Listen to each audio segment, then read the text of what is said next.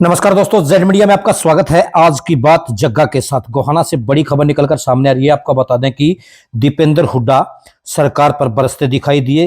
रिंढाणा गांव में इंदुराज नरवाल के भतीजे की शादी में पहुंचे थे। वहां पत्रकारों से बात करते हुए सरकार पर निशाना साधते दिखाई दिए और कहा कि चोरों की सरकार है, वोट चोर करके इस सरकार को सत्ता में रहने का कोई भी हक नहीं है। अब की बार जनता इनको सबक सिखाएगी, ये भी बोलते दिखाई दिए सांसद दीपेंद्र हुड्डा। फिलहाल तस्वीरें देख पा रहे हैं, एक शादी समारोह में पहुंचे थे, इंदुराज नरवाल के भतीजे की शादी में पहुंचे थे। वहां बच्चों को आशीर्वाद भी देते दिखाई दिए और सरकार पर भी कटाक्ष करते दिखाई दिए।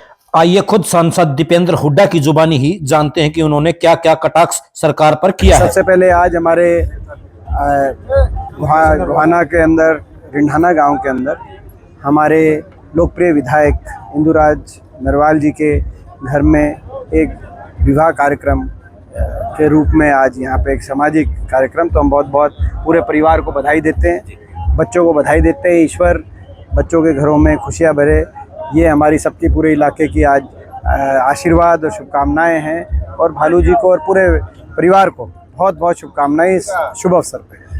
आपके द्वारा कांग्रेस के द्वारा बीजेपी पर वोट चोरी का आरोप लगाया है, लेकिन बीजेपी जो है सीधे से नकार रही है। देखिए, मैं समझता हूँ कि जो तथ्य और प्रमाण के साथ जिस तरीके से मतदाता सूची में एक बहुत बड़े स्तर पर धांधलेबाजी की गई थी भारतीय जनता पार्टी द्वारा चुनाव आयोग से मिलीभगत करके, वो सारी बात जो सामने आई है, राहुल गांधी जी ने सारी बात देश के सामने रखी है।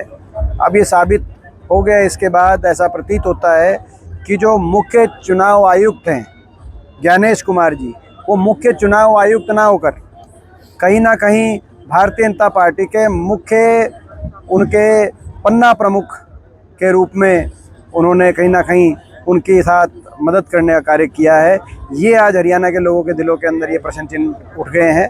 और मैं समझता हूँ कि ये केवल हरियाणा प्रदेश की बात नहीं है, ये प्रजातंत्र और संविधान बचाने की बात है, ये लोकतंत्र बचाने की बात है। अगर चुनाव आयोग भारतीय पार्टी से पूरा मिलके चलेगा तो देश में निष्पक्ष चुनाव संभव नहीं है। आज ये बड़ा भारी चुनाव की प्रक्रिया पर प्रश्न चिन्ह देश में लगा। हरियाणा के मुख्यमंत्री की 2024 का चुनाव से पहले एक वीडियो वायरल। देखिए, मुख्यमंत्री जी ने स्वयं ये कहा था कि हमारे पास सारी व्यवस्थाएं हैं। अब ये साबित हो रहा है कौन सी व्यवस्थाएं थी उनके पास।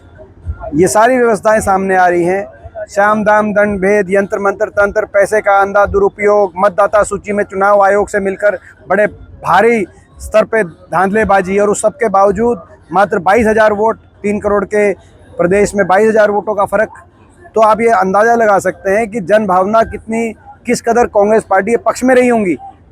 कांग्रेस को बढ़त मिली। सारे एग्जिट पोल तो उसी दिन आते हैं जब वोट पड़ने के बाद। देश में मीडिया, आप लोगों ने भी हर चैनल पे एग्जिट पोल में एक ही स्वर से बताया कि कांग्रेस की सरकार बन रही है। जब तक पोस्टल बैलेट की गिनती हुई, पोस्टल बैलेट की गिनती में कांग्रेस पार्टी 74 सीटों पे आगे थी, लेकिन उसके बाद जो ईवीएम की गिनती रही उसमें जो है भारतीय जनता पार्टी मात्र 22,000 वोट से, आधे प्रतिशत मत के अंतर से भारतीय जनता पार्टी ने सरकार बनाई। ये सरकार जनभावना की सरकार नहीं है, ये सरकार व्यवस्थाओं और मैनेजमेंट से बनी हुई सरकार है, और सरकार से हम लड़ाई लड़ेंगे। हरियाणा के मुख्यमंत्री कह रहे हैं कि मैं बिहारी हूँ। क्या कह रहे हैं? मुख्यमंत्री कह रहे हैं कि मैं बिहारी हूँ। अब ये देखिए आप, ये कैसा मजाक है। हरियाणा के मुख्यमंत्री जी ने जो ऐसी बात की कि उन्होंने कहा कि मैं बिहारी हूँ, तो इस बात को इतने हल्के में और हर चीज़ को मजाक में। आज हरियाणा एक ऐसा प्रदेश जिस पर गर्व होना चाहिए। अब हमें समझ में आ रहा है क्यों उनके इस बयान के बाद ये समझ में आया क्यों हमारे जितने HPSC के लिस्ट आती है उस लिस्ट में 80% बच्चे बाहर के क्यों लगते हैं। हरियाणा के किसी बच्चे को हमारे HPSC की लिस्ट में जगह क्यों नहीं मिलती। हरियाणा की जो नौकरियों की लिस्ट आती है, SDO की लिस्ट आपने देखी, असिस्टेंट प्रोफेसर की लिस्ट आपने देखी, HCS की लिस्ट देखी, इन सभी लिस्टों में हरियाणा के बच्चों को स्थान नहीं मिल रहा। यहाँ तक कि UPSC की लिस्ट में ज़्यादा स्थान मिल जाता है हरियाणा के बच्चों को, लेकिन हरियाणा में ही स्थान नहीं मिलता। बाहर के बच्चों को स्थान क्यों मिलता है, ये तब समझ में आया जब हरियाणा के मुख्यमंत्री जी ने ये बताया कि वो हरियाणा से ही नहीं